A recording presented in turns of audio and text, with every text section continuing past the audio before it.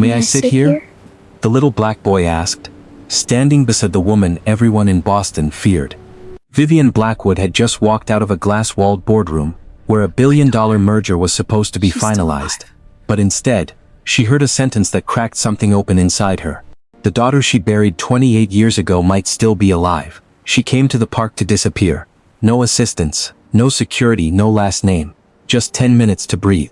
The boy didn't know she was a female billionaire. He only saw a woman crying alone. And when he handed her a folded drawing from his backpack, Vivian felt her world tilt, in a way no boardroom ever could. Because what she saw inside was something she had not seen in decades. Hello everyone, and welcome to today's story. Before we begin, don't forget to like this video and subscribe to the channel, so you won't miss more emotional, dramatic, and surprising stories ahead. Be sure to leave a comment telling us where you're watching from. We'd love to hear from you. 12 hours earlier, Vivian Blackwood still believed the worst thing that had ever happened to her was already over. She had built her life that way. Controlled, measured, contained. The kind of life that didn't leave space for unfinished grief. Vivian stood at the head of the conference table. Her reflection faintly visible in the polished surface beneath her hands. Screens glowed along the walls. Numbers, charts, projections, everything moving in clean, predictable lines. That was how she liked it. Across from her a group of investors waited. Lawyers whispered to each other. Her executive team sat stiffly, watching her for cues. They always watched her. Vivian Blackwood didn't hesitate, didn't falter, didn't lose control, until that morning. Before we finalize, her general counsel had said carefully, "There's something you need to see." The room had shifted then, not loudly, just enough. A file slid across the table.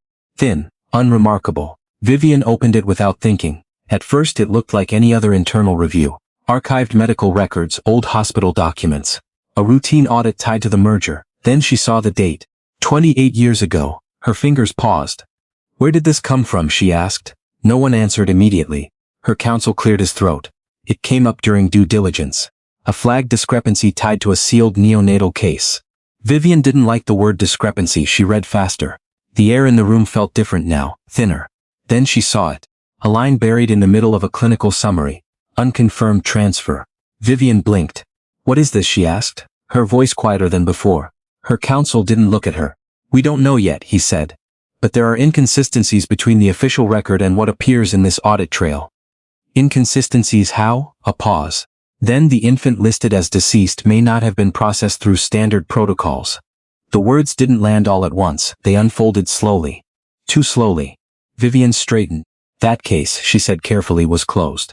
"Yes," her counsel replied, "officially." Silence filled the room. Someone shifted in their chair. Someone else looked down at their hands. Vivian felt something cold move through her chest. "That was my daughter," she said. No one corrected her. No one interrupted. Her counsel finally met her eyes. "And there's a possibility," he said, choosing each word with painful precision, "that she wasn't." Everything inside Vivian went still. Not loud, not dramatic, just gone. The room kept moving around her. Voices, papers, the hum of screens. But she wasn't in it anymore. Because 28 years ago she had been told her baby died. She had signed the papers. She had buried what little they gave her. She had learned to live with it. Or at least, she thought she had. Vivian closed the file slowly. "When did you find this?" she asked. "This morning. And no one thought to verify it before now?" "We're verifying it now." "That wasn't good enough. It wasn't even close." Vivian stepped back from the table. The investors started talking. Her CFO said something about timing. Someone mentioned market sensitivity, but the words sounded distant, irrelevant. Vivian reached for her coat. "Reschedule the meeting," she said. There was hesitation. "Vivian," someone began.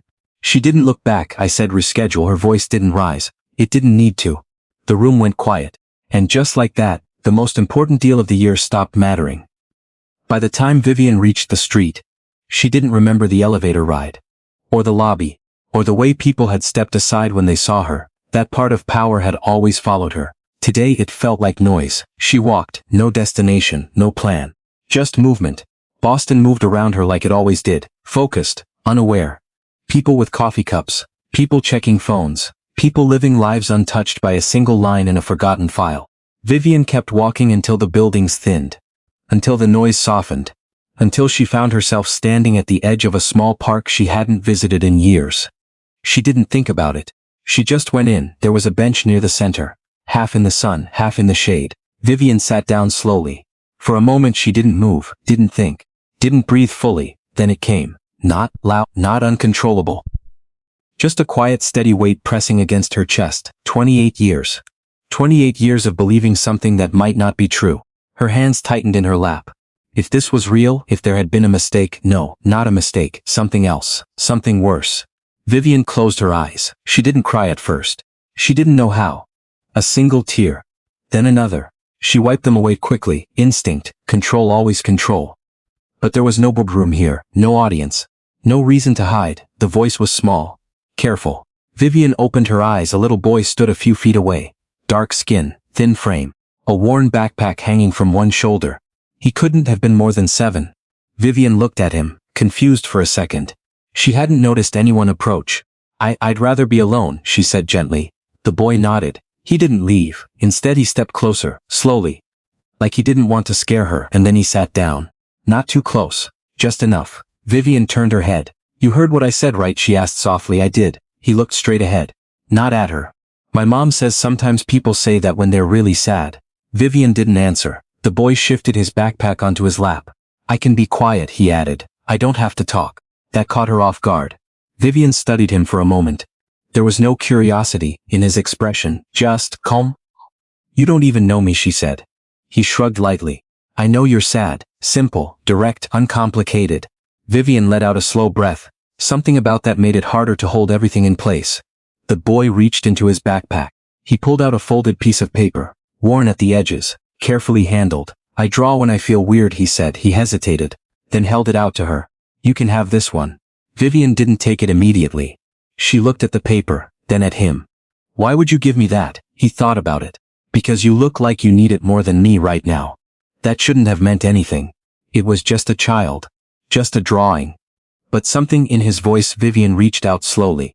Her fingers brushed the paper. She unfolded it.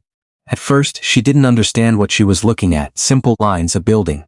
A woman standing outside a door. A small figure inside. Separated. Then her eyes moved lower, to a detail most people would. A small circle. Drawn on the infant's wrist. A bracelet. Vivian's breath caught. Not just any bracelet. A very specific one. A thin band with a tiny engraved symbol. She had chosen it herself all those years ago. Her hand trembled slightly. She looked at the boy. Where did you see this? She asked, her voice barely steady. He leaned closer, peering at the drawing like it was nothing unusual. He pointed casually. Yeah, my mom has one like that. Vivian felt something inside her drop. Not slowly, all at once. She keeps it in a box, he continued. With old papers and stuff she doesn't let me touch. Vivian stared at him. The world around her seemed to fade. What's your name? She asked. Eli. Eli, she swallowed. Does your mom ever talk about where she got it? He shook his head. Not really, she just says it's important. A pause. Then he added, almost as an afterthought, it belongs to her. Vivian stared at the little boy, as if he had just handed her something more dangerous than a drawing. The park was still moving around them. A woman pushed a stroller past the fountain. 2 college students laughed near the path. A man in a blue jacket walked his dog under the thin shade of the trees. Everything looked ordinary, almost cruelly ordinary, while Vivian sat frozen on the bench, with a child's drawing trembling between her fingers. What's your mom's name? Vivian asked. The boy looked at her carefully now. Not scared but cautious. That told her something. He had been raised by a mother who taught him kindness but also boundaries. Mara, he said. Mara Carter. Vivian repeated the name silently. Mara Carter. It meant nothing to her. And yet something in her body reacted like it had been waiting to hear it for years. Does she live nearby? Vivian asked. Eli hugged his backpack closer. Kind of. Vivian noticed the worn zipper, the frayed strap, the careful way he held it like everything important he owned was inside. He wore clean clothes, but they had been washed too many times. His sneakers were scuffed at the toes. There was dignity in him, not neglect. Someone loved this child. Someone was doing her best with very little. Vivian softened her voice. I'm not trying to frighten you, Eli. I know, he said. But he still did not give her more. That answer hurt her in a strange way. He was polite, he was brave. But he was also protective. A 7-year-old boy already knew that not every adult who asked questions deserved answers. Vivian folded the drawing carefully and handed it back to him. Your mother taught you well. Eli looked down at the paper. She says people who ask too many questions usually want something. Vivian almost smiled, but it faded before it became real. She's not wrong. He looked at her then. Do you want something? The question landed cleanly, no accusation, just truth. Vivian could have lied. She was good at that kind of answer. Not dishonest exactly, but polished. Controlled boardroom language. The kind of answer gave nothing away. But this was not a boardroom. And Eli was not an investor. Yes, she said quietly, I think I might. Eli studied her face for a long moment. Is it bad? Vivian looked down at her hands. The hands that had signed hospital expansions, acquisitions, merger documents, charity pledges. The hands that had once held a baby for less than a minute before a nurse took her away. I don't know yet, she said. But it might be important. Eli nodded like he understood more than he should have. Then he slipped the drawing back into his backpack and zipped it halfway. My mom doesn't like important things from strangers. That made Vivian breathe out softly. There was something almost painful about how clearly he had been loved. Mara Carter had taught him not to be cruel. She had also taught him not to be careless. What does your mother do? Vivian asked. She takes care of people, Eli said. At a hospital? He shook his head. Most in their houses, old people. Sick people, sometimes people who can't walk good. She helps them eat and take medicine and not be lonely. A home health aide, Vivian thought. Underpaid. Overworked. Invisible to most families until the moment they needed her. The contrast hit Vivian harder than she expected. She owned medical towers with her family name engraved over marble entrances. Mara Carter was probably taking buses across the city to care for patients whose families barely knew her last name. Rich and poor, Vivian thought, were not just conditions, they were distances, whole worlds built side by side, rarely touching unless pain forced them to. She sounds kind, Vivian said. Eli's face changed at that. A small pride came into it. She is. But she gets tired a lot. Vivian looked away for a second. Most people who take care of everyone else do. Eli seemed to consider that. Do you take care of people? The question should have been easy. Vivian Blackwood owned one of the largest private medical networks in New England. Her company ran hospitals, clinics, research centers, rehabilitation facilities. Her name appeared on donor walls and scholarship programs. Magazines had called her one of the most powerful women in American healthcare. But sitting beside Eli, she did not feel like someone who took care of people. She felt like someone who had built a system so large she could no longer see every person inside it. I try to, she said. That means sometimes you don't. Vivian looked at him. He was not being rude. That made it worse. He was only following the sentence to its honest end. No, Vivian said softly, sometimes I don't. For a moment neither of them spoke. The wind moved through the trees.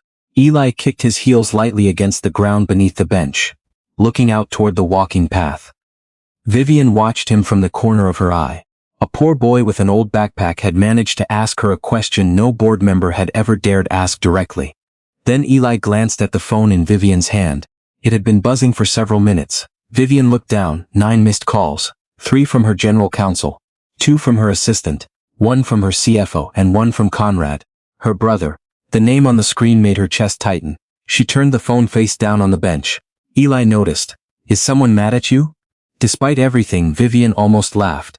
Probably. My mom says phones are just tiny boxes where grown-ups keep stress. This time Vivian did smile. It was small, tired, real. She sounds wise, she is. Eli paused, then added, but she doesn't think so. That sentence settled between them. Vivian knew too many people who believed they were wise because they were rich, powerful, educated, invited into rooms with expensive tables. And here was Mara Carter, who had apparently taught her son more about human dignity than most executives learned in a lifetime. Eli, Vivian said carefully, would your mother be upset if I asked to speak with her? His body changed immediately. Not much, just enough. His shoulders drew in. His fingers tightened around the backpack strap. Yes, he said. Vivian nodded slowly. Because I'm a stranger. He stopped. Vivian waited. He looked embarrassed now, as if he had almost said something he was not supposed to say. Because I'm what? She asked gently. Eli looked down at his shoes. Because you talk like people from offices. Vivian went still. It was such a small thing. Such a sharp thing. She had spent decades making her voice calm, precise, impossible to dismiss. But to a child like Eli, it marked her as someone from another world. Someone with keys, security desks, receptionists, power. Someone who could hurt people without raising her voice. That's fair, she said. Eli looked surprised. You're not mad? No, most people get mad when kids say true things. Vivian swallowed. That's because most adults like truth better when it comes from someone they can control. Eli thought about that, then nodded once, as if filing it away. The phone buzzed again. Vivian ignored it. "Can I ask you one more question?" she said. Eli looked unsure, but he nodded. "The bracelet in your drawing, the one your mom has. Does it have a symbol on it?" He opened his backpack again, pulled out the drawing and unfolded it across his knees. "Like this?" He pointed to the tiny mark he had drawn on the bracelet.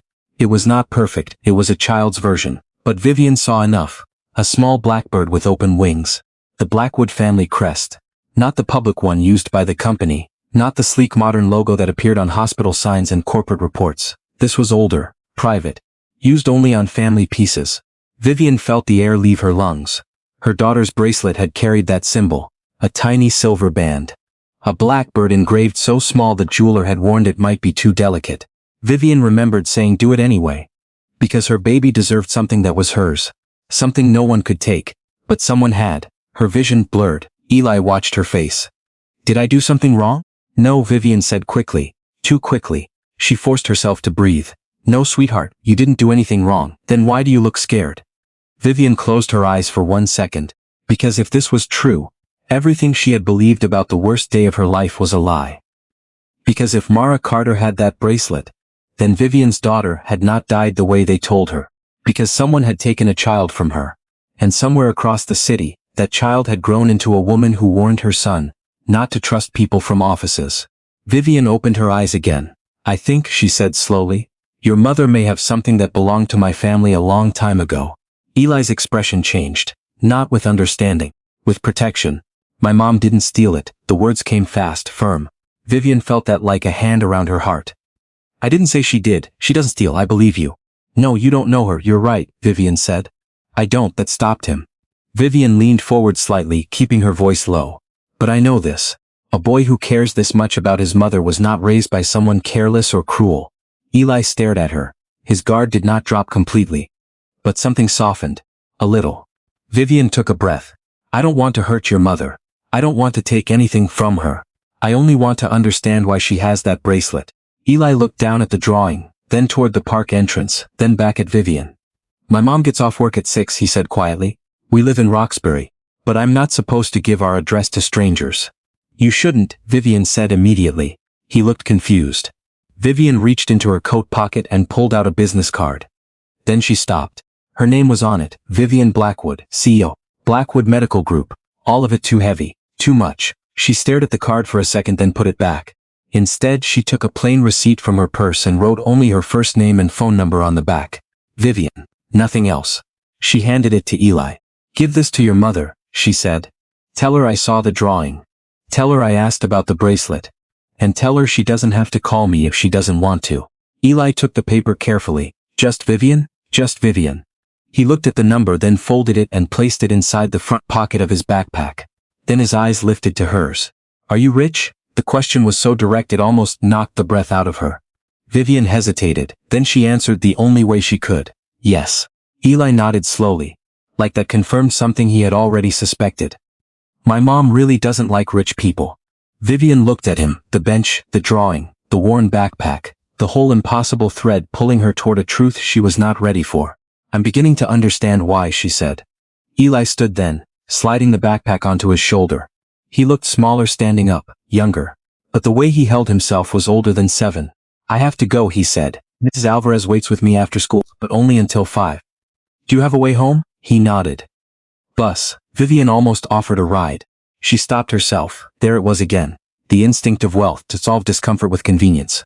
To move faster than trust allowed. So she only nodded. "Be careful, Eli."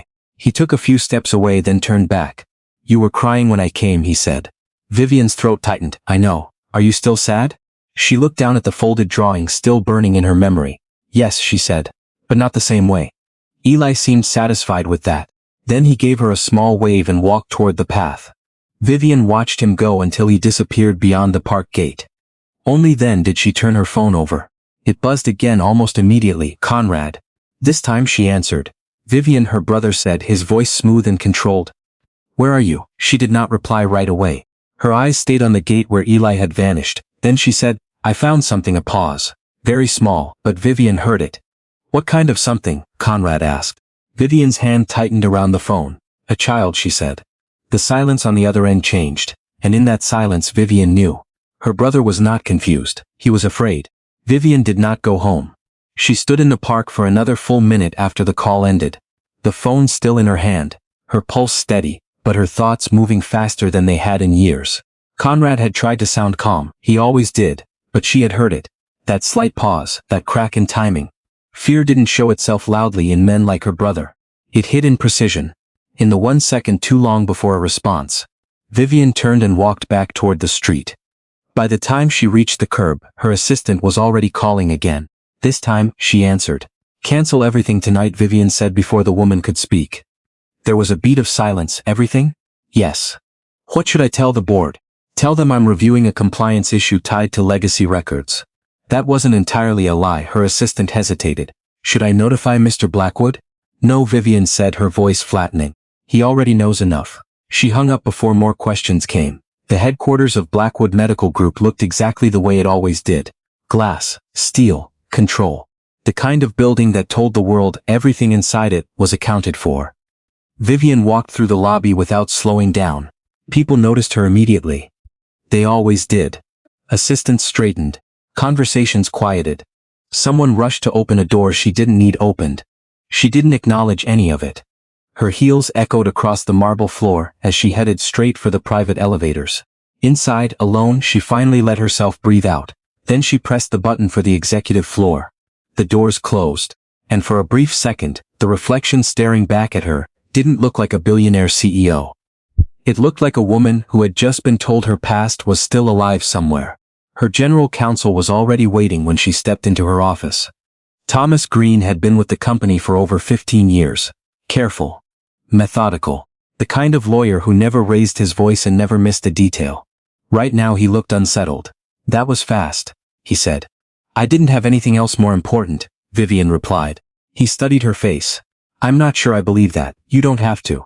She walked past him and set her bag down on the desk. "Show me everything again." Thomas didn't argue. He opened his tablet and pulled up the file from earlier that day. "This is the original case," he said. "Neonatal record dated 28 years ago. Infant listed as deceased due to complications. I've seen that part," he nodded. "This is the audit layer that triggered the flag." The screen shifted. Rows of internal logs appeared. System access records, file movements, transfer codes.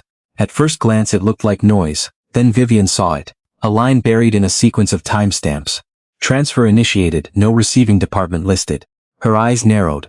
"Where did the infant go?" she asked. "That's the problem," Thomas said. "There's no official destination." "That's not possible, it's not supposed to be." Vivian leaned closer to the screen.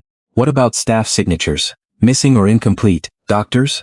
One resigned within a week, another retired early. The attending nurse isn't listed in any follow-up documentation." Vivian straightened slowly. This wasn't an error. Errors left traces, corrections, clarifications, someone trying to fix something. Too clean. Who had access to alter records at that level, she asked. Thomas hesitated. Very few people, he said. Senior administrators, department heads, she pressed. He met her eyes. Ownership level oversight. The words hung in the air. Vivian didn't react immediately. Ownership level, her family, her. Or someone who acted in her name. Go further, she said. Thomas tapped the screen again. A financial record appeared, archived. Flagged. During the same week, he said, there was a transfer from a private account linked to the Blackwood Family Trust. Vivian's stomach tightened. How much? Substantial. Enough to raise questions. Who authorized it? Thomas didn't answer right away. That was the answer. Vivian's voice dropped. Say it. It wasn't you, he said carefully. Your signature isn't on the authorization. Then whose is? Thomas turned the tablet slightly so she could see clearly. The name sat there in black text. Conrad Blackwood. Vivian stared at it, not shocked, not entirely. Because something inside her had already known.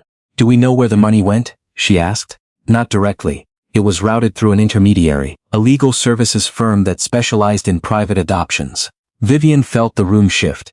Private adoptions. Not hospital protocol. Not legal procedure. Something else. Off-the-record placements, Thomas added quietly. The kind that don't always follow standard documentation. Vivian walked to the window. The city stretched out below her. Clean lines. Order. Movement.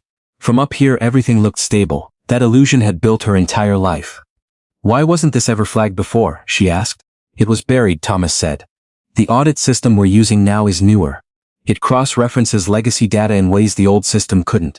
So for nearly 3 decades no one looked at it this way. Vivian closed her eyes briefly. No, people had looked. Just not closely enough. Or not honestly enough. What about the receiving end? She asked. If this was an adoption there had to be paperwork somewhere. We're trying to trace it, Thomas said. But if it was handled privately, records could be sealed.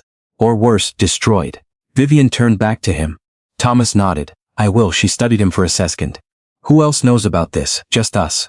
And the audit team that flagged it. Lock it down, Vivian said. No one talks about this outside this room. Thomas hesitated.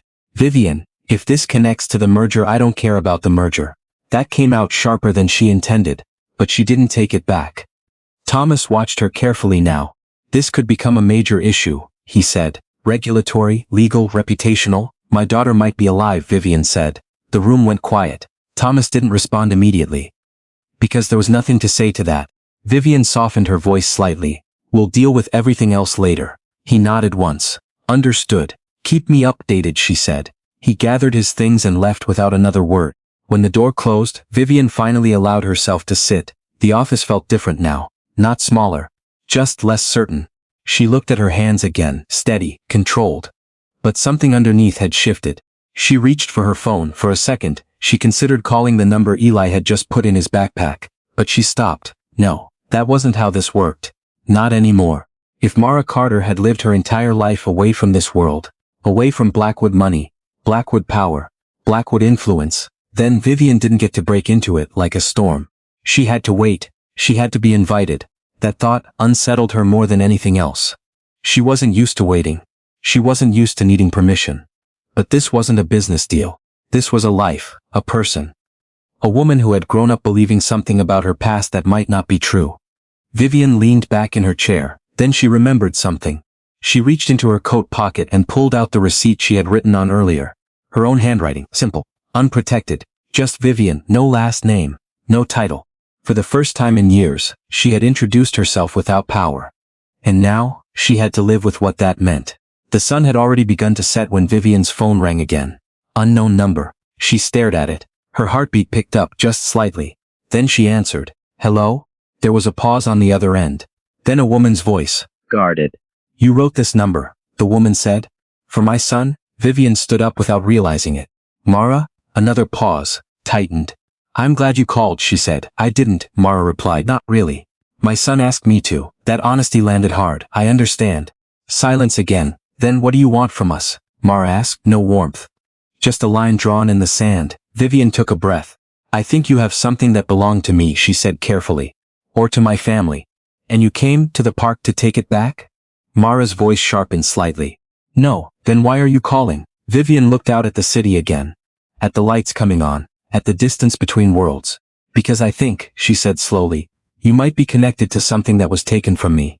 The silence on the other end changed. Not defensive, not yet, but listening. What are you talking about? Mara asked. Vivian closed her eyes for a second. Then she said the one thing she had not said out loud in 28 years. I had a daughter, she said, and I was told she died. Longer this time, and now? Mara asked quietly. Vivian's voice dropped. Now I'm being told that might not be true. The line went completely silent. For a full 3 seconds, 4, 5. Then Mara spoke again. But her voice had changed.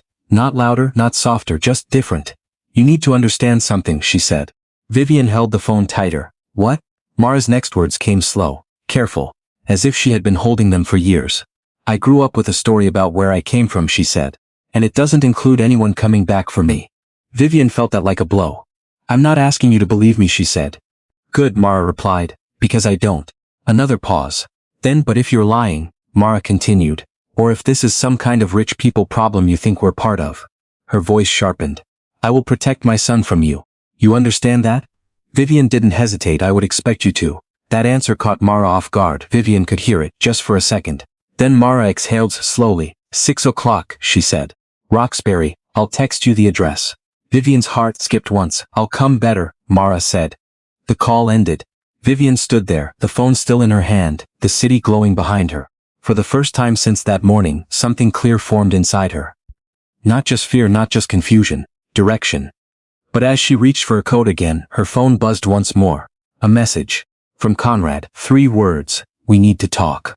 Vivian stared at it, then slipped the phone into her pocket.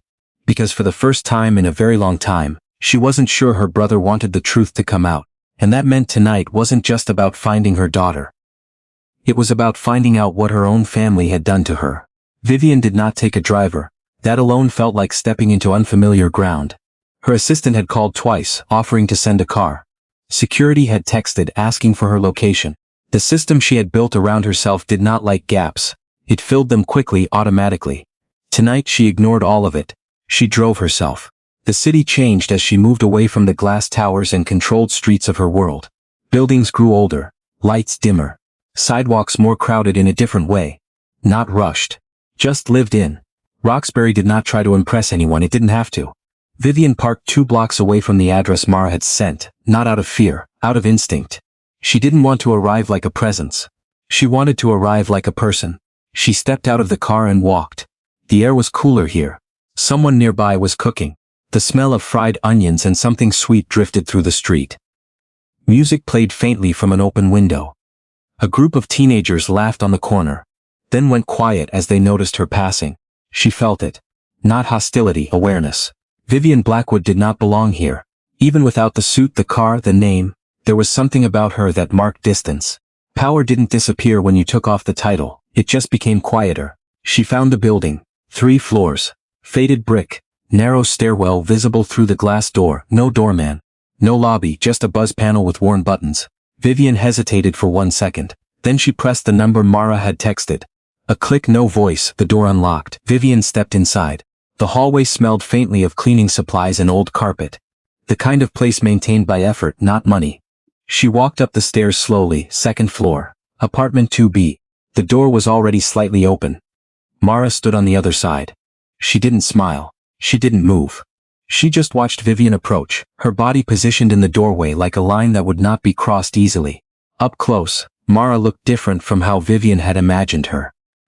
Stronger. Not physically, though there was strength in the way she held herself. But in her eyes. There was something guarded there. Something that had been built over years, not moments. Eli stood behind her, peeking out from the side. "Hi," he said softly. Vivian gave him a small nod. "Hi, Eli." Mara didn't turn. "You came alone," she said. "I said I would." Mara studied her for another second. Then she stepped back just enough to let the door open wider. 5 minutes, she said. "Then you leave." "That's fair." She stepped inside. The apartment was small, clean, everything in its place. A couch against one wall. A narrow kitchen visible beyond a half divider. A table with 2 chairs. One bookshelf filled with a mix of children's books and old paperbacks. A few framed photos, nothing expensive but carefully placed. It wasn't empty. It wasn't temporary. It was a home. Vivian noticed that immediately. And something about that hit harder than the building outside. Mara closed the door behind her. "Say what you need to say," she said. No invitation to sit. No attempt to soften anything, just direct. Vivian respected that. "I'm not here to take anything from you," she began. Mara crossed her arms. "That's usually how it starts." Vivian didn't argue. "I believe you have a bracelet," she said.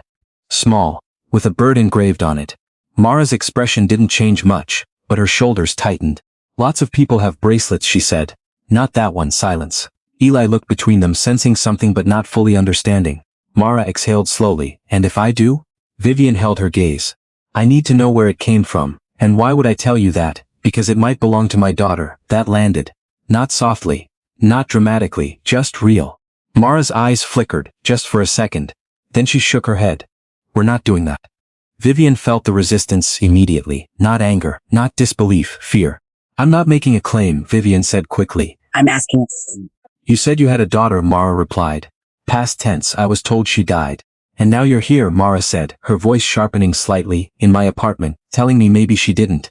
Vivian didn't look away. "Yes." Mara laughed once. It wasn't amused. It wasn't loud. It was tired. "You don't get to do that," she said. "Do what?" "Walk into someone's life and rewrite it because something doesn't add up on your side." That hit exactly where it was meant to. Vivian took it. Because Mara wasn't wrong. "I'm not trying to rewrite your life," she said quietly. "I'm trying to understand mine." Mara shook her head again. "That's the same thing for people like you." Eli stepped forward then, holding the drawing. "Mom," he said softly, "I showed her this." Mara looked down at him. Something shifted in her face, not anger. Concern. "You shouldn't show our things to strangers," she said. She looked sad, Eli replied. Mara closed her eyes briefly. That was the crack. Small. But real. When she opened them again, she looked back at Vivian. "Wait here," she said. Then she turned and walked down the short hallway. Vivian didn't move, she didn't speak. Eli stood beside her now, closer than before. "My mom's not mean," Vivian said. "She just doesn't trust people. That makes sense." Eli nodded, satisfied. A moment later, Mara returned. She held a small box in her hands, old, worn at the corners. She didn't open it immediately. Instead she looked at Vivian again. "Where were you?" she asked. "When your daughter died?" The question was sharp, personal, and deserved. Vivian swallowed. "I was in a hospital room," she said. "They told me there were complications. They told me she didn't survive, and you believed them." "Yes." "Just like that?" Vivian didn't flinch. "I was 22. My family handled everything." Mara studied her. "You didn't fight?" "I didn't know what to fight." That answer sat between them. Heavy. Real. Mara looked down at the box. Then she opened it.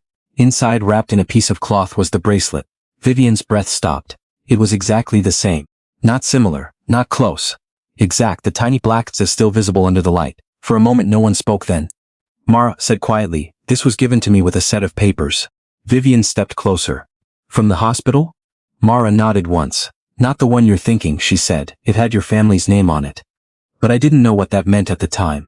Vivian felt her chest tighten. "Do you still have the papers?" Mara hesitated. Then she walked to the shelf and pulled out a folded envelope. She handed it to Vivian. "Don't read too much into it," she said. "It's just what I was given." Vivian opened it carefully. Old paper, faded ink, hospital letterhead. Her eyes moved quickly across the page, then stopped. The name of the hospital, Blackwood Medical, her family's institution. Her hands started to shake. This wasn't coincidence, this wasn't rumor, this was real. Vivian looked up slowly. But Mara was already watching her. Not with hope. Expectation. "Now you understand why I don't trust this," Mara said. Vivian nodded faintly. "Yes," she whispered. "I grew up thinking I was given away," Mara continued. "Not stolen, not lost, given." Vivian felt something break inside her chest. "That's not what happened," she said. "You don't know that." Vivian held the paper tighter. "I'm starting to." Mara stepped back slightly, creating distance again. "Then figure it out somewhere else," she said. "Not here. Not with my son standing in the room while you decide who I am." That was the boundary, clear, unmovable. Vivian respected it immediately. She folded the paper carefully and handed it back. "You're right," she said. "I'm sorry." Mara didn't respond. But she didn't push her out either. Vivian looked at Eli one more time. "Thank you," she said. He nodded. Then she turned and walked to the door. Her hand was on the handle when Mara spoke again. "If you're wrong," she said, her voice lower now, "you don't come back here." Vivian didn't turn. "I won't." "And if you're right," Vivian paused. The room held still. "Then you better understand what that means," Mara finished. Vivian closed her eyes for a second. Then she opened the door and stepped out. She didn't make it halfway down the stairs before her phone buzzed again. This time, she didn't ignore it. A message from Thomas. Short, urgent, "We found something else." Vivian stopped. Her thumb hovered over the screen. Then she opened it. Another file, another record, another name. She read it once, then again. And this time, the ground beneath her didn't just shift. It dropped. Because the person listed in the document was not just Conrad. It was her mother. And next to the signature, one line had been added. Authorization confirmed. Child relocation approved. Vivian stood in the dim stairwell, the paper still in her mind, the bracelet burned into her memory, and the truth finally taking shape. This wasn't a mistake. It wasn't even one person. It was a decision. A family decision. And suddenly, the question wasn't just where her daughter had gone. It was why her own family had made sure she never found her. Vivian didn't remember getting back into the car. The city blurred past her in streaks of light and shadow, but none of it registered. Her hands stayed steady on the wheel. That part of her training never failed. Control, focus, precision. But inside something had already broken open. Her mother, not just Conrad, not just a brother protecting the family name. This had been bigger, deliberate, structured. A decision made at the highest level of her own family. Vivian tightened her grip slightly as she drove. Because now the story she had lived with for nearly 3 decades wasn't just wrong. It had been built for her. She didn't go home. She drove straight to the one place she had avoided since the afternoon. Her brother's house. Conrad Blackwood lived in a restored brownstone overlooking the Charles. Old money, old architecture. Everything curated to suggest permanence, legacy. Vivian parked in front. No security stopped her. No assistant announced her arrival. She stepped up the steps and knocked once. The door opened almost immediately. Conrad stood there, as if he had been waiting. Vivian, he said calmly. Don't, she replied. He stepped aside. She walked in. The house smelled like polished wood and expensive quiet. Art on the walls. Books no one actually read. The kind of space that told people this family had always been here. Always would be. Vivian didn't sit. She turned to face him. You knew, she said. Conrad didn't to misunderstand. I knew there were complications, he said. That's not what I asked. His jaw tightened slightly. You knew she didn't die, Vivian said. You signed the transfer. Silence. Then Conrad exhaled slowly.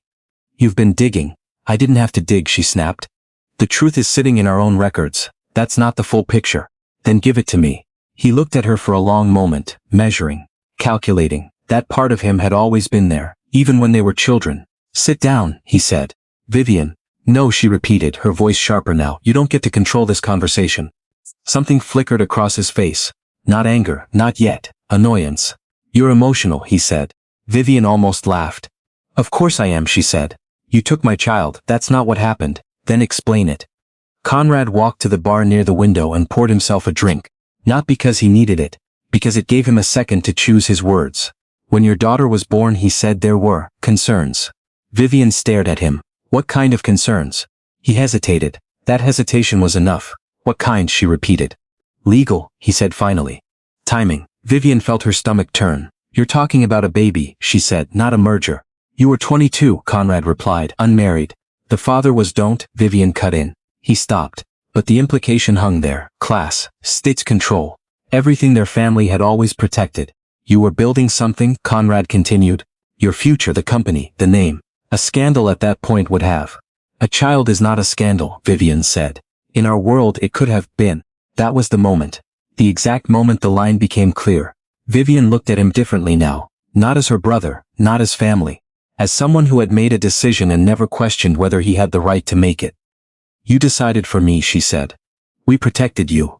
You erased her. Conrad's voice hardened slightly. We made sure she had a stable life. Vivian froze. What does that mean? He didn't answer immediately. And suddenly the room felt smaller. Where is she? Vivian asked. Conrad looked at her. Really looked at her this time. As if weighing whether to keep going or stop. You don't want to do this, he said. That's not your decision. It will destroy things you can't rebuild. Vivian stepped closer. My daughter was not something to manage. Conrad's composure cracked just slightly. She would have been a liability, he said. The word hit like a slap. Vivian didn't raise her voice, but something colder entered it. Say that again. Because he heard it too. How it sounds it. How it always sounded. Vivian took a slow breath. Her name, what was her name in your files? Conrad looked away for the first time. Say it, another pause. Then, Mara. The room went completely still. Vivian felt it in her bones, not surprise, recognition, because she already knew. But hearing it, hearing him confirm it, that made it real in a way nothing else had. You knew where she was, Vivian said. Conrad didn't deny it. We made sure she was placed with a family that could provide stability. And you never told me. You were not in a position to. I was her mother. The silence that followed was heavy, not explosive, just final. Because there was no argument that could fix that sentence. Vivian stepped back, her mind moved quickly now, connecting pieces, the bracelet, the papers. The story Mara had grown up with. Given away, not lost, not stolen, given. You didn't just hide her, Vivian said slowly. You rewrote the story, Conrad's expression tightened. It was necessary. For all of us. Vivian shook her head. No, she said. For you that landed. Because it was true. Conrad had always been the one who believed in control, in shaping outcomes, in protecting the structure at all costs. Even if that structure required removing a child from it. You don't understand what was at stake, he said. I understand exactly what was at stake, Vivian replied. You chose reputation over a human life. That's not fair. It's exactly fair. He stepped closer now, his voice lower, more urgent. If you bring this out, he said, it doesn't just touch us. It touches the company, the board, the merger, every patient who depends on stop. Vivian held up a hand, not loud, but final. You don't get to hide behind patients now, she said. Not after what you did. Conrad stared at her, something colder now in his eyes. You think this ends well? He asked. I think it ends honestly. That's not the same thing. Vivian met his gaze. No, she said, it's better. The room fell quiet again. Then Conrad spoke one last time. If you go down this road, he said, you don't control what comes out. Vivian didn't hesitate. I never did, she replied.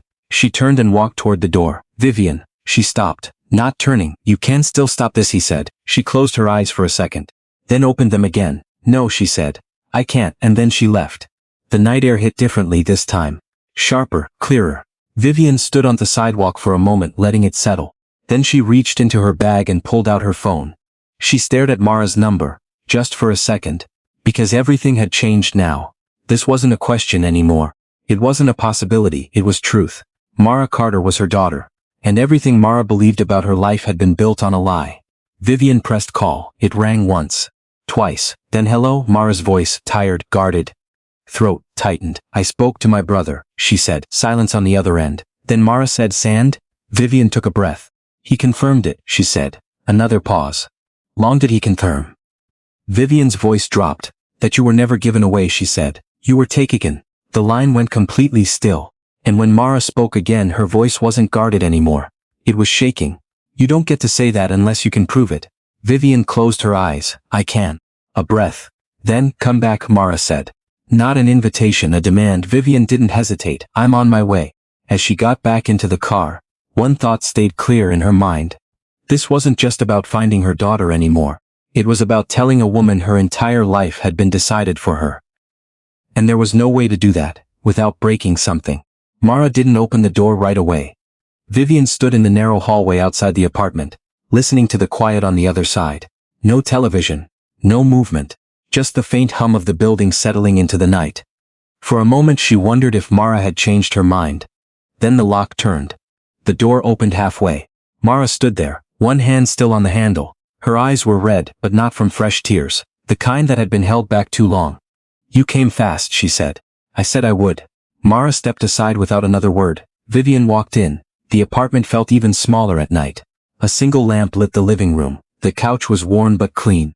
A folded blanket sat at one end. Eli's backpack rested on the floor near the table, slightly open, papers sticking out. Normal life, real life. The kind Vivian had never lived. Eli was asleep in the bedroom. The door was half closed. A soft light glowed inside. For a second Vivian's eyes lingered there. Then Mara spoke. Start talking. No anger. Just control.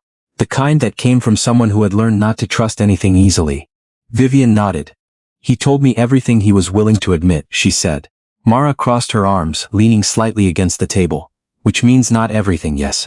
A pause. What did he say about me? Mara asked. Vivian didn't soften it. That you were a liability. The word hung in the room. Heavy, ugly. Mara let out a quiet breath, almost like she had expected it. Sounds about right, she said. No, Vivian said firmly, it's not. Mara looked at her. Then explain it to me, she said. Because my whole life that's exactly how it's felt. Vivian stepped closer but not too close. She knew better now. Distance mattered, respect mattered. They decided your existence would damage the family, Vivian said. My reputation, the company. Everything they cared about. And you just let that happen? The question was sharp, but not unfair. Vivian didn't look away. I didn't know, she said. I woke up and they told me you were gone, dead. There was no room to question it. I was young. I trusted them. Mara shook her head slowly. I know. Silence settled again. Not hostile, but raw. Mara walked to the small table and pulled out a chair. She sat down staring at the wood surface like it might give her something solid to hold on to. So what now? She asked quietly. Vivian didn't answer right away. Because this wasn't a boardroom. There was no strategy that made this clean. I want to prove it, she said finally. Officially, DNA records, everything. Mara let out a short dry laugh. You think I care about paperwork right now? It matters, Vivian said. For you, for Eli, for what they did. Mara's eyes lifted sharply at Eli's name. Don't bring him into this, she said. I'm not trying to use him. Then don't say his name like he's part of your plan. Vivian stopped. That landed. Because Mara was right. This wasn't a case. This was a life. I'm sorry, Vivian said, and she meant it. Mara studied her for a second, measuring. Then she looked away again. My mom used to tell me something, Mara said after a moment. Not the one who gave birth to me, the one who raised me. Vivian stayed still. She said some truths don't free you, Mara continued. They just take away the story that made things bearable. Vivian felt that, deep. I don't want to take anything from you, she said. You already did, Mara replied. It wasn't said with anger. Just fact. And that made it worse. Vivian swallowed. I can't change what happened, she said. But I can tell the truth about it. Mara looked up again. And what does that do for me? She asked. Vivian didn't answer with business logic. She answered, honestly. It gives you the right to decide what your life means, she said. Not them. That shifted something. Not fully, but enough. Mara leaned back slightly in her chair. You think knowing I was taken instead of abandoned makes it better, she asked. No, Vivian said quietly. I think it makes it real. Another silence. This one softer, but heavier in a different way. Then Mara reached for something on the table. The letter. She slid it across toward Vivian. Explain this, she said. Vivian picked it up. Even now the handwriting made her stomach twist. Her name, her signature, words she had never written. I had it checked, she said. The signature was copied, scanned from something else. It's not real. Mara watched her carefully. You're sure? Yes. And you expect me to just believe that? No, Vivian said. I expect you to question everything. You should. That answer surprised Mara. It showed on her face.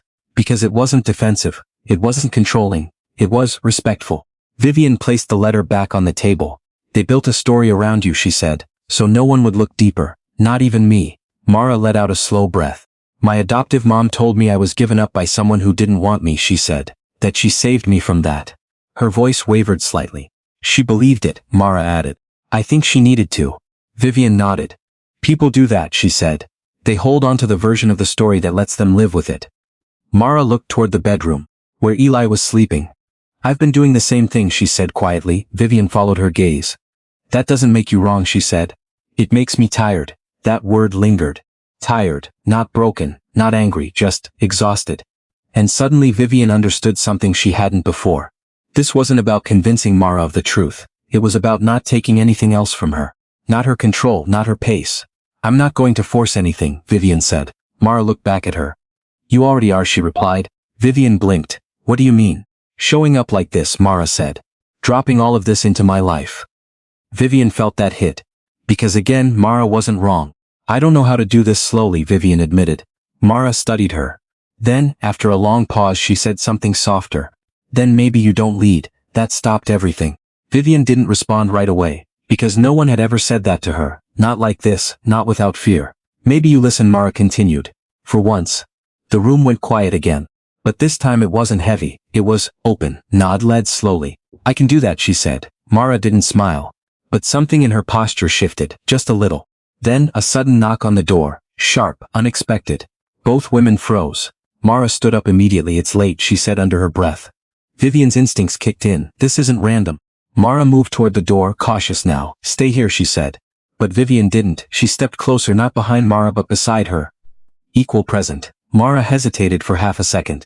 Then opened the door. Two people stood outside, a man in a suit and a woman holding a tablet, polished, controlled, out of place in this building. Miss Carter? The man said smoothly. Mara didn't answer. We're here regarding a complaint filed against your employment, he continued. We'd like to ask a few questions. Vivian's jaw tightened.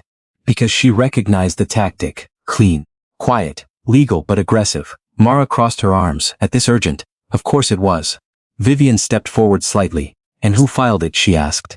The man looked at her. Assessing. Then something changed in his expression. Recognition. Not of her face, of her presence. Mom, he said carefully, this doesn't concern you. Vivian held his gaze. It does now. A pause. Then the woman with the tablet spoke. We have reason to believe Miss Carter received unauthorized financial compensation from a patient under her care. Mara's face went still. What? She said. Vivian, investigation. This was pressure calculated, precise, and timed perfectly. Mara turned to her confusion, fear, anger, all at once. I didn't, she started. I know, Vivian said. But the damage had already begun. Because the accusation was out there now, in the room, real enough to hurt. The man stepped forward slightly. We'll need you to come with us to clarify a few things. Mara didn't move. Eli was asleep in the next room. Her whole life was here. And now this. Vivian's voice dropped, cold now. Controlled, she said. Both investigators looked at her. She's not going anywhere tonight. The man's tone hardened just slightly. Mom, interfering with, I'm not interfering, Vivian said. I'm observing, a beat. Then she added quietly, and documenting that landed. Because now it wasn't just Mara in the room, it was power, different kind of power. The kind Conrad understood. The kind he had just deployed. The woman with the tablet exchanged a quick look with her colleague. Then she said, we'll return tomorrow. Bring a warrant, Vivian replied. They left. The door closed. And the silence that followed was different from before. This one had teeth. Mara turned slowly toward Vivian. Her voice low. Is this because of you? Vivian didn't lie. Yes. Mara stepped back. As if the answer itself had weight. And suddenly everything Vivian feared was right there. Not just the truth, but the cost of it. I told you not to bring him into this, Mara said. Vivian felt it, every word. But she didn't defend herself. Because this time Mara wasn't wrong. And the worst part? This was only the beginning. The next morning didn't wait for anyone to catch their breath. By the time the sun came up, the story was already moving without them. Mara found out first. Her phone started buzzing before she even got Eli ready for school. At first she ignored it. She thought it was the agency again. Or maybe a client rescheduling. Then she saw the notifications. Messages from coworkers, missed calls, a text from her supervisor that didn't even try to sound neutral. Don't come in today, we need to review something serious. Her chest tightened. She opened the link one of her coworkers sent, a local news site. Her name wasn't in the headline, but it didn't need to be. Home health aide under investigation for alleged financial misconduct. There was a photo, blurry, taken from a distance. Walking Eli home, holding his hand. Mara's stomach dropped. Eli looked up from the table, chewing his cereal slowly. What's wrong, he asked. Mara forced her face still. Nothing, she said, but her voice didn't land right. Eli always did. She put the phone down. I need you to eat faster today, okay? She said gently. Why? Just, we're running late. It wasn't a lie. But it wasn't the truth either. Because the truth was already spreading. And she had no control over it. Across the city, Vivian saw it at the same time. Her assistant tried to filter it. Her legal team tried to contain it. But once something hit the media, it didn't stay quiet. Especially not something like this. Especially not when it could be shaped. Vivian stood in her office, reading the article twice. Then a third time. Every word was careful. No direct accusations, no confirmed facts. Just enough language to plant doubt. Alleged under review. Sources close to the situation. She knew that language. She had approved it before, years ago. Back when stories like this were business, now it felt different. Now it had a face, a child, a home. A woman who had looked at her and said, "You're forcing this," and she had been right. Vivian closed the article. Then she called her lawyer. I want everything on the complaint, she said. Who filed it, when, through what channel? It's already being traced, he said. But this is moving fast. If I know. A pause, then he added, there's something else. Vivian didn't like that tone. What? The board is asking questions. Of course they were. They're concerned about your involvement, he continued. And how this could affect the merger. Vivian didn't respond right away. Because there it was.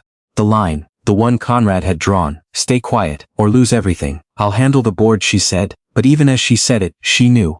This wasn't just about control anymore. Mara walked Eli to school anyway, she didn't want him to feel it, not yet. But kids notice things. They always do. By the time they reached the gate, a few parents were already looking.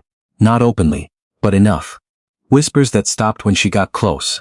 Eyes that lingered a little too long. Eli held her hand tighter. Mom, she smiled down at him. It's okay, she said. But again it didn't land. Inside the school it got worse. It said something under his breath. Not loud, but clear enough. My mom said she's trying to get money from a rich lady.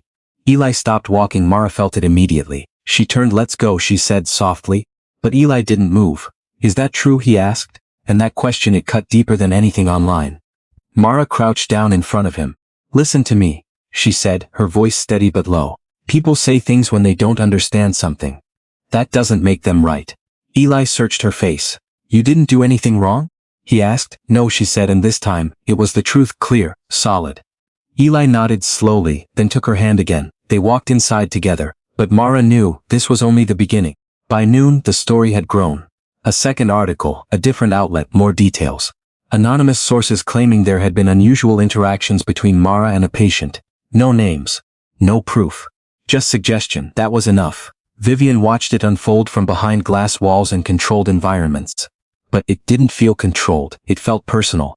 Because now she could see the pattern. The escalation, the timing. This wasn't random, this was strategy. And she knew exactly who understood strategy like this. She called Conrad. He didn't answer. She called again. This time he picked up. You're making noise, he said calmly. You're attacking her. I'm protecting the family. She's not your enemy. She is if she becomes a liability. There it was again, that word. Vivian closed her eyes for a second. You don't even know who she is, she said. I know exactly what she is, Conrad replied. A risk, and risks are managed. Vivian's voice dropped. She's your niece. Silence just for a second. Then Conrad exhaled. Nothing has been confirmed, he said. You know it's true. That doesn't change the situation. Vivian felt something shift inside her. Not anger, something colder. You're going to destroy her life, she said. I'm preventing a larger problem. She has a child, so do many people. The detachment in his voice, it wasn't new. Stop this, Vivian said. No. Simple, final. If you keep going, she said slowly, I will take this public. Another pause. Longer this time. You won't, Conrad said. Try me, you'll destroy your own company, I'll survive. And the board? He pressed. The merger? The shareholders who trusted you to protect their investment? Vivian didn't answer. Because that part still mattered, and he knew it. That's what I thought, Conrad said quietly. Then the line went dead. That afternoon, Mara got another call. This one wasn't from work. It was from a parent at Eli's school, someone she barely knew. I thought you should hear it from someone, the woman said. There's talk that the school might review Eli's enrollment if this gets worse. Mara froze. What? It's not official, the woman added quickly. But you know how these things go. Yes. Mara did know that's how systems worked. Not direct, not loud, just pressure. Constant until you stepped out on your own. She hung up, sat down. And for the first time that day, she let herself feel it. Not the anger, not yet just the fear. Because this wasn't just about her anymore. It was about Eli. His school, his life, his sense of safety. Sazlam, Vivian's presence didn't feel like hope, it felt like a storm. Vivian showed up at the apartment again before sunset. No car this time, no driver. She walked the last block. Alone when Mara opened the door, she didn't look surprised, she just looked tired. I saw it, Vivian said. Mara stepped aside. Everyone did. Slowly, I'm going to stop this, she said. Mara shook her head. You can't, I can. No, Mara said, turning to face her. You can't stop something that powerful without making it worse first. Vivian held her gaze. Then I'll make it worse. Mara let out a bitter breath. That's easy for you to say. You think I don't know what this costs? I think you don't know what it costs me, Mara replied. That landed hard. Because again Mara was right. Vivian stepped closer. Tell me what you need, she said. Mara didn't answer right away. She looked toward Eli's room. Then back at Vivian. I need my life to not fall apart because you walked into it, she said. Vivian nodded slowly. No, Mara said. A pause. Then quieter, but you could. Vivian waited. Mara's voice softened just slightly. If you're really serious about this, you don't protect me by standing over me, she said. You protect me by standing with me. Vivian felt that, different from before, not rejection, a boundary, an opening. I can do that, she said. Mara studied her, then gave a small nod. Then start by telling the truth, she said, publicly. Vivian didn't hesitate this time. I will. But as the words left her mouth, she knew. Once she did that, there was no going back. And somewhere across the city, Conrad was already preparing for exactly that.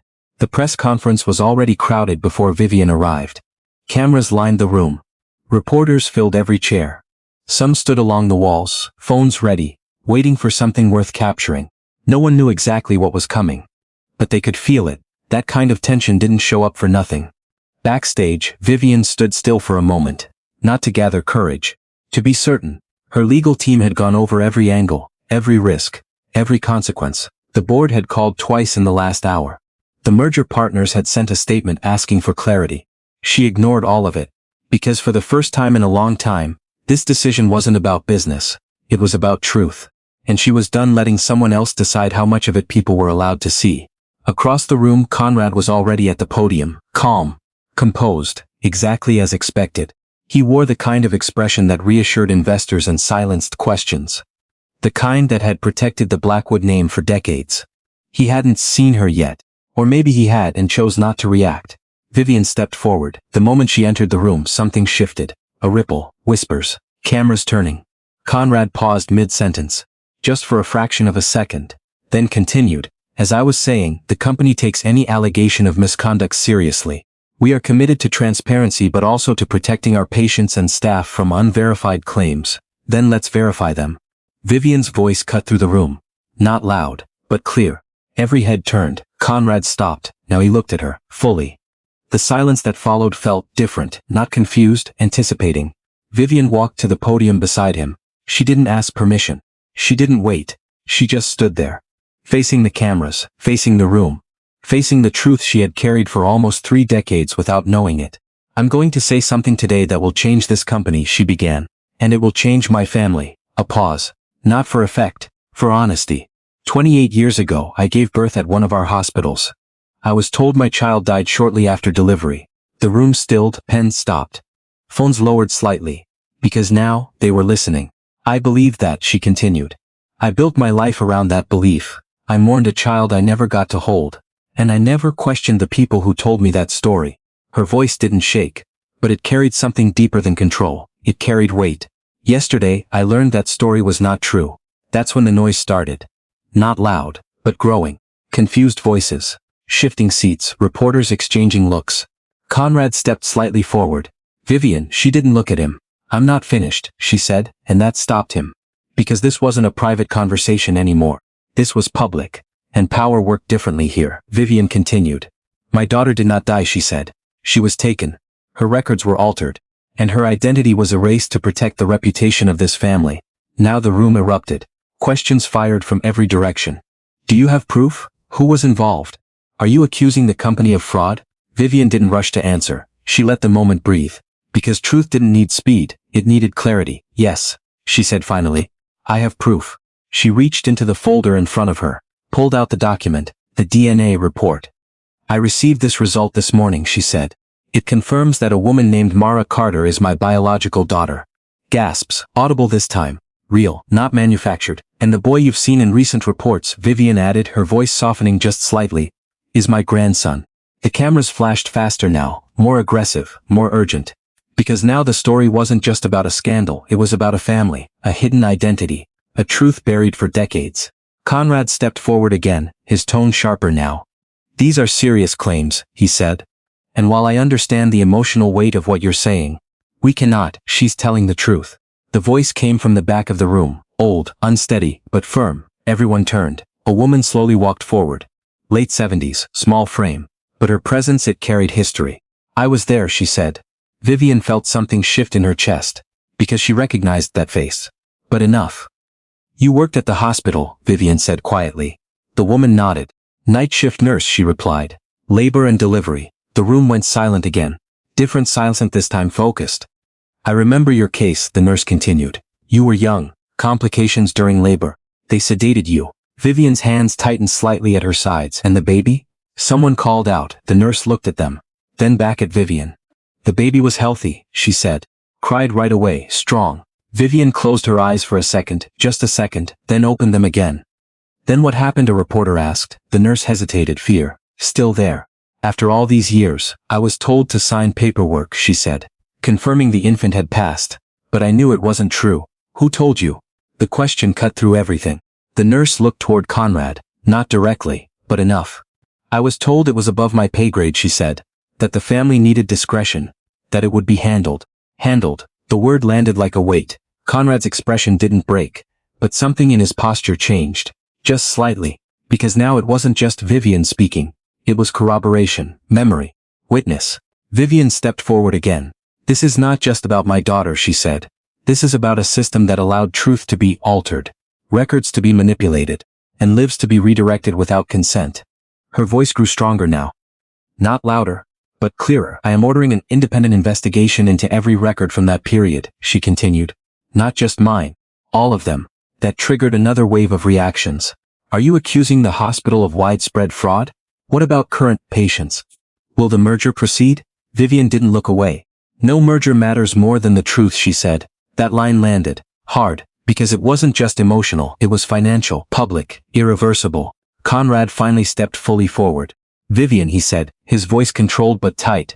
You are jeopardizing the stability of this company based on incomplete. No, she said, and this time she looked at him, directly. I'm correcting a lie you built. The room went still again. Because now this was personal. Conrad held her gaze. For a moment, it almost looked like he might say something else. Defend, deny, explain. Instead he exhaled slowly. You're making a didn't blink. No, she replied, I already did, 28 years ago, when I trusted you. That was the moment, the real break. Not in the company, in the illusion. Because everyone in that room could feel it, the shift. The truth didn't just expose the past. It changed the present. And it was happening in real time. Somewhere in the crowd, a reporter raised a final question. What does Mara Carter have to say about all of this? Vivian paused, just for a second, then answered honestly. She hasn't said yes, she said, to any of it. That confused people, because they expected reunion, emotion, closure. But real life didn't move that fast. Because truth doesn't erase what she's been through, Vivian added quietly. It only gives her the right to choose what comes next. That line, it didn't explode. It settled. Deep. And for a moment the room understood. This wasn't just a billionaire reclaiming something lost. This was a woman trying to earn her place in someone else's life. The press conference ended in noise. Questions flash. Movement. But Vivian didn't stay. She stepped away from the podium, from the cameras, from the control she had lived in for so long. And as she walked out she knew, there was only one place she needed to go next. Mara watched the entire thing from her couch. Eli sat beside her. Quiet, still. He didn't understand everything, but he understood enough. When Vivian said my daughter, Mara's chest tightened. When she said my grandson, Eli looked up. At her waiting, Mara didn't say anything. She couldn't, because something inside her was shifting, not breaking, not healing, something in between.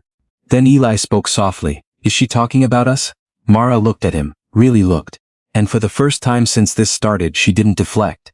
Yes, she said. Eli nodded slowly, then asked the one question Mara wasn't ready for. So, what does that make her? Mara opened her mouth, then closed it. Because the answer wasn't simple, not yet, not after everything, but before she could say anything, a knock echoed at the door. She froze. Not again, not like last night. She stood up, walked to the door, opened it. Vivian stood there. Alone, no cameras, no lawyers, no power. Just her. And for a moment neither of them spoke. Because everything had already been said. Out there. In front of the world. Now it was just them. And the truth that didn't come with a script. Vivian looked at Mara, then at Eli, then back again. Her voice was quiet, almost uncertain. I told them, she said. Mara nodded. I saw a pause. Then Vivian said something different this time. Not a statement, not a claim, a question. Can I come in?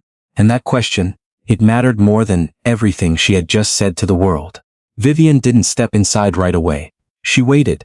Because this time, she understood something she hadn't before. This wasn't a door she could just walk through. Mara stood there, hands still on the edge of the door, studying her. Not the billionaire. Not the name. Just the woman who had just stood in front of the world and undone her own life. Behind Mara, Eli peeked out, quiet but curious. The silence stretched. Not uncomfortable, just real. Then Mara stepped back, not fully open but enough. Vivian walked in slowly, no rush. No assumptions. The apartment felt different now. Not smaller. Just more honest. Like something had been stripped away and what remained couldn't hide anymore. Eli stood near the hallway watching both of them. Hi, he said softly. Vivian's face softened in a way no boardroom had ever seen. Hi, she replied. She didn't move closer. Didn't reach out. She just stayed where she was. Letting him decide. Eli looked at Mara. Mara gave a small nod. That was enough. Eli walked a few steps forward, then stopped halfway. Like he wasn't sure where he was allowed to stand anymore. Vivian knelt slightly, not to tower over him. To meet him where he was. I meant what I said, she told him gently. Out there. Eli nodded, but his brow furrowed. You said I'm your grandson, he said. Vivian took a breath. Yes, another pause. Then Eli asked the question that mattered most. So are you going to take us away? The room went still. Mara's shoulders tightened. Because that fear, it had been sitting under everything. Vivian shook her head immediately. No, she said. I'm not here to take anything from you. Eli looked at Mara again, then back at Vivian. Then why are you here? Vivian didn't rush the answer. Because I want to know you, she said. If you let me. Simple, no promises, no pressure, just truth. Eli thought about it, then nodded slowly. Okay. That word, it didn't fix anything, but it opened something, and for now that was enough. The days that followed didn't become easier. They became clearer. The investigation moved forward quickly. Once Vivian made it public, there was no way to contain it anymore. Records were reopened. Old staff were questioned. Paper trails that had been buried for decades started to surface. Conrad didn't disappear, he fought. Quietly at first, then harder. Statements, legal filings. Attempts to discredit the nurse. Attempts to reframe the narrative, but something had changed. Because this time the truth wasn't hidden in documents, it had faces. Mara, Eli, Vivian, people could see them. And once people see something human, it's harder to reduce it to strategy. The board removed Conrad within a week. Officially, it was temporary leave pending investigation. Unofficially, everyone knew. His control was over. The merger was paused indefinitely. Investors were nervous. The media kept digging. The company's name was everywhere. But for the first time, Vivian didn't try to control the story. She told it. Piece by piece. Including the parts that made her look weak, or wrong. Because she had learned something from all of this. Truth didn't need to be perfect to matter. It just needed to be real. Mara's life didn't suddenly become easier either. The accusations didn't disappear overnight. Some people still believed the worst. Some always would. But the investigation cleared her name within days. The complaint traced back exactly where Vivian had expected. A fixer, connected to Conrad. Once that came out, the tone shifted, quietly, but noticeably. Her job called her back, apologized, offered to make things right. Mara didn't answer right away. Because something inside her had changed too. For the first time she realized she had a choice, not just about the job, about everything. Weeks passed, not dramatic ones, small ones, careful ones. Vivian didn't move Mara into a new house. Didn't offer money. Didn't try to rewrite years of distance in a single gesture. She showed up. Sometimes with groceries, sometimes just to sit. Sometimes to listen. She learned how to wait. And Mara, she didn't open up all at once. She watched, tested. Pulled back when it felt too much, then came forward again. Slowly, on her terms. Eli made it easier. He didn't carry the same weight. He asked questions. Simple ones, honest ones. Did you really build a whole hospital? Why do people listen to you? Were you lonely? That last one stayed with Vivian. Because the answer was yes, but not in the way he meant. One afternoon they returned to the park, the same bench. The same place where everything had started. The city moved around them like nothing had changed. But everything had. Eli sat in the middle, swinging his legs slightly. Mara sat on one side. Vivian on the other, not close, but not distant either, just present. For a while no one spoke, they didn't need to. Then Eli reached into his backpack. Pulled out a folded piece of paper. Another drawing. He handed it to Vivian. She opened it slowly. This time, it wasn't a woman standing outside a hospital. It was 3 people. Sitting on a bench, not perfect, not detailed, but clear. Vivian felt something tighten in her chest. Not pain, something softer. Something she hadn't felt in a long time. Mara leaned slightly, looking at the drawing. That's us? She asked quietly. Eli nodded. Yeah, a pause. Then Mara said something she hadn't said before. Not to Eli, to Vivian. Soft, careful. Mom, the word barely made it out, but it landed. Fully. Vivian didn't react right away. She just sat there, letting it exist, not rushing it, not holding it too tightly. Because now she understood. Some things only stayed real if you didn't try to control them. She looked at Mara, then at Eli, then back at the drawing in her hands. And for the first time in years, she didn't feel like she was fixing something, or proving something, or protecting something. She was just there. Part of it. Finally, the sun dipped lower. The light softened. And the bench held all 3 of them without asking for anything more. If this story meant something to you, if it made you believe that even the smallest moment of kindness can uncover a truth that changes everything, take a second to share where you're watching from. And stay with us for more stories about people, choices, and the quiet ways lives come back together.